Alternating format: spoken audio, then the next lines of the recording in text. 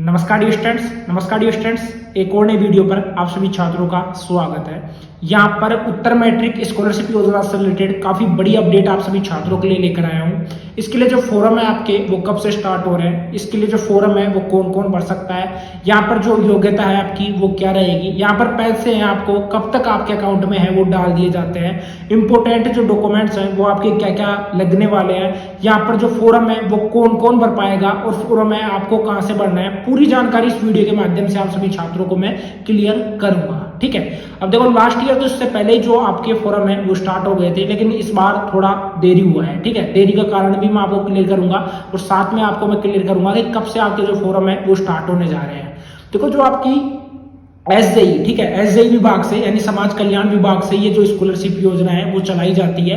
इसको एक तरीके से उत्तर मैट्रिक स्कॉलरशिप योजना भी बोलते हैं। इसमें जो बीएड के स्टूडेंट है वो मोस्टली ज्यादा जो बीएड के स्टूडेंट है वो इसके लिए अप्लाई करते हैं। जैसे कि जो स्टूडेंट पीटीटी वगैरह में अप्लाई किया था, ठीक है, पीटीटी वगैरह से अपनी जो बीएड वगैरह कर रहा है, जो एक तरीके से बीएसटीसी वगैरह से अपनी जो बीएड कर रहा है, मतलब कि बीएसटीसी वगैरह कर रहा है, तो उसकी जो फीस है जैसे कि 17,000 उसकी फीस बीएसटीसी की रहती है और साथ में 27,000 रुपये आपकी फीस बीएड की रहती है। तो ये फीस आपको 2 किस्तों में है वो आपके अकाउंट में है वो डाल दी जाती है, यानी कि पूरी जो आपकी फीस है वो आपको आपके अकाउंट में है वो डाल दी जाती है। किस तरीके से डाली जाती है वो भी मैं क्लियर करूंगा।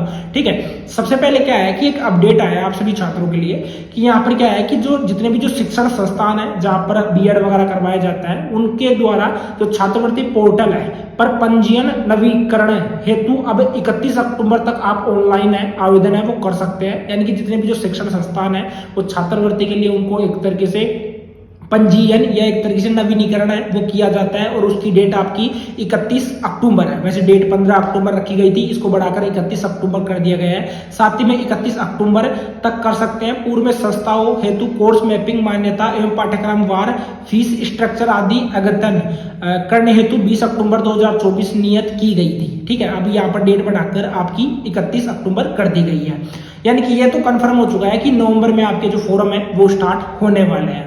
अब इसमें जो फोरम है वो कौन कौन भर सकता है, साथ में आपके डॉक्यूमेंट्स आपके क्या क्या लगेंगे, तो फर्स्ट में मैं क्लियर कर दूं। इसमें जो एसटी के स्टूडेंट है, उसके बाद में एससी के स्टूडेंट है, उसके बाद में ओबीसी जो बीपीएल के स्टूडेंट है, ठीक है, एपीएल के नहीं बीपीएल के जो स्टूडेंट है वो ही यहाँ पर अप्लाई कर सकते हैं। अब आप में से काफी स्टूडेंट कमेंट करेंगे कि सर यहाँ पर क्या जो एक तरीके से जनरल के स्टूडेंट है, ईडब्ल्यूएस के स्टूडेंट है, ओबीसी जो एपीएल के स्टूडेंट है वो अप्लाई कर सकते हैं या नहीं कर सकते। बिल्कुल आपको मैं बताना चाहूंगा कि वो एक तरीके से अप्लाई है वो नहीं कर पाएंगे।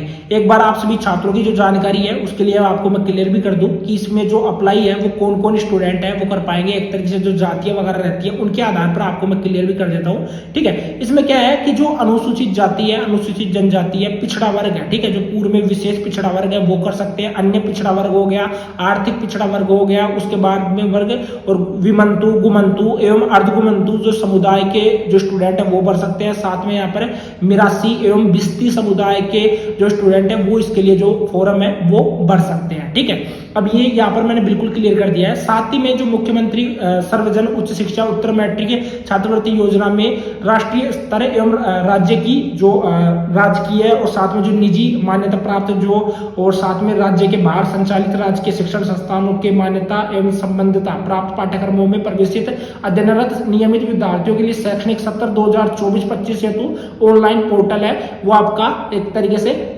नवंबर में है वो स्टार्ट कर दिया जाएगा। ठीक है, अब आप फॉर्म भर पाओगे। उसी के बाद में जो आपकी फीस है वो बिल्कुल आपकी रिफंड हो जाएगी। अब काफी छात्र ये कमेंट करेंगे कि सर इसमें गर्ल्स भर पाएंगे या बॉयज भर पाएंगे। बिल्कुल बोथ गर्ल्स एंड बॉयज दोनों ही इसके लिए अप्लाई कर पाएंगे। साथ में जो स्टूडेंट यहाँ पर जनरल से बिलोंग करता है या ईडब्ल्यू से बिलोंग करता है या ओबीसी एक तरीके से एपीएल के स्टूडेंट हो गए, आप सीएम स्कॉलरशिप के लिए अप्लाई कर सकते हो जिसकी डेट आपकी 20 नवंबर रखी गई है। ठीक है, उसके लिए आप अप्लाई कर सकते हो। यहाँ पर जितनी भी आपकी जो फीस है वो डायरेक्ट आपके अकाउंट में है वो डाल दी जाती है। अब यहाँ पर जो फोरम है वो आपको कहां से भरना है वो मैं बिल्कुल क्लियर कर देता हूँ कि फोरम आपको कहां से भरना है। सब कुछ आप सभी छात्रों के लिए इंपॉर्टेंट रहेगा। देखो फोरम आपको एसजेई यानी कि social justice and empowerment department से आपको जो फोरम है वो भरना है। फॉर्म भरने के लिए आपके क्या क्या डॉक्यूमेंट्स चाहिए होंगे, डॉक्यूमेंट्स में एक बार आपको क्लियर भी कर देता हूँ कि क्या क्या इसके लिए जो डॉक्यूमेंट्स है वो लगते हैं, क्योंकि सभी डॉक्यूमेंट्स आप सभी छात्रों के लिए है वो जरूरी रहता है। ठीक है, एलिजिबिलिटी का मैं क्लियर करता हूँ उससे पहले कि डॉक्यूमेंट से पहले एलिजिबिलिटी में क्लियर कर देता हूँ कि योग्यता आपकी क्या होनी चाहिए। योग्यता तो आप 12th पास होनी चाहिए। जैसे फर्स्ट ईयर में अगर आपने एडमिशन ले रखा है, ठीक है, तो आपका अध्ययनरत प्रमाण पत्र आपका चाहिए होगा। साथ ही में ऐसा नहीं होना चाहिए कि लास्ट ईयर आपने जैसे 2022 में इस योजना का फायदा उठाया उसके बाद 2024 में उठा रहे हो, ऐसा नहीं होना चाहिए। ठीक है, क्योंकि यहाँ पर रेगुलर स्टूडेंट है वो इस योजना के लिए जो फॉर्म है वो भर पाएंगे। उसी के साथ में आप राजस्थान के जो मूल निवासी है वो होने चाहिए। साथ ही में इस योजना का लाभ छात्र एवं छात्राएं दोनों ले सकती है। साथ में कोई भी अगर आपका निजी एक तरीके से कॉलेज है या एक तरीके से गवर्नमेंट कॉलेज है, सभी यहाँ पर जो फॉर्म है वो भर सकते हैं। यहाँ पर 60 से 65% अबाउ आपकी जो परसेंटेज है वो आपकी होनी चाहिए, तो ही आप ये फॉर्म है वो भर पाओगे। ठीक है, उसी के साथ में यहाँ पर क्लियर भी कर रखा है जैसे कि यहाँ पर आपके डॉक्यूमेंट्स आपके क्या क्या लगेंगे। डॉक्यूमेंट्स में आपका फोटो हो गया, सिग्नेचर हो गया, आधार कार्ड हो गया, जन आधार कार्ड हो गया, मूल निवास हो गया, उसके बाद में आपका जाति प्रमाण पत्र हो गया। जाति में ध्यान रखना कि आपका 2.5 लाख से अधिक एक तरीके से आपकी इनकम है वो नहीं होनी चाहिए, यानी कि आपका इनकम सर्टिफिकेट है, आय प्रमाण पत्र है, वो भी आपका लगेगा। उसी के साथ में अगर आप वैवाहिक हो तो बिल्कुल वैवाहिक विवाह प्रमाण पत्र आपका लगेगा। साथ में आपकी जो कॉलेज है जहाँ से आप जो अपनी बीएड वगैरह कर पा रहे हो तो वहाँ से आपकी जो फीस की रिसिप्ट है वो फीस की रिसिप्ट आपकी लगती है।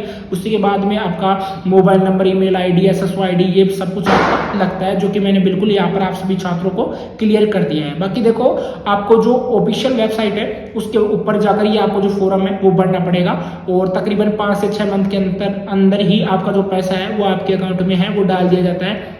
डॉक्यूमेंट्स में आपका बैंक अकाउंट है वो भी आपका लगेगा। अगर आपका स्वयं का है तो अच्छी बात है, अगर स्वयं का नहीं है तो आप अपने जो पेरेंट्स हैं उनका अकाउंट भी आप वहां पर लगा सकते हो, उसमें कोई प्रॉब्लम नहीं रहती है। SJI विभाग के द्वारा ये जो स्कॉलरशिप है वो आपकी चलाई जाती है समाज कल्याण विभाग के द्वारा। ठीक है, और ये सभी छात्रों के लिए एक तरीके से एलिजिबल रहती है। बाकी जैसे मैंने कैटेगरी बताई है, SC हो गया, ST हो गया, उसमें जैसे गुमंतु हो गया, अर्धगुमंतु हो गया, विमंतु हो गया, उन सभी छात्रों के लिए। और जो स्पेशल कैटेगरी है जिससे मिस्त्री हो गया, ठीक है, उसके लिए भी जो स्कॉलरशिप योजना है वो इसी स्कॉलरशिप के माध्यम से आप जो फॉर्म है वो भर पाओगे। ठीक है, यहाँ पर जितना भी पैसा आपका जैसे 27,000 रुपए आपका एक तरह से बीएड की फीस रहती है, 22,000 रुपए आपकी वैसे फीस रहती है, बाकी 5,000 रुपए आपकी काउंसलिंग फीस रहती है। ये फीस आपके डायरेक्ट अकाउंट में है वो डाल दी जाती है। तो ये मैंने बिल्कुल क्लियर कर दिया है। इसका जो फॉर्म है आपको नवंबर में मिल जाएंगे, नवंबर में भी स्टार्ट हो जाएंगे। जब भी स्टार्ट होंगे आपको कंप्लीट वीडियो है फिर से देखने को मिलेगा। चैनल को सब्सक्राइब नहीं किया तो चैनल को सब्सक्राइब कर लेना, क्योंकि ऐसी अपडेट आपको इस चैनल के माध्यम से लगातार दी जाती है।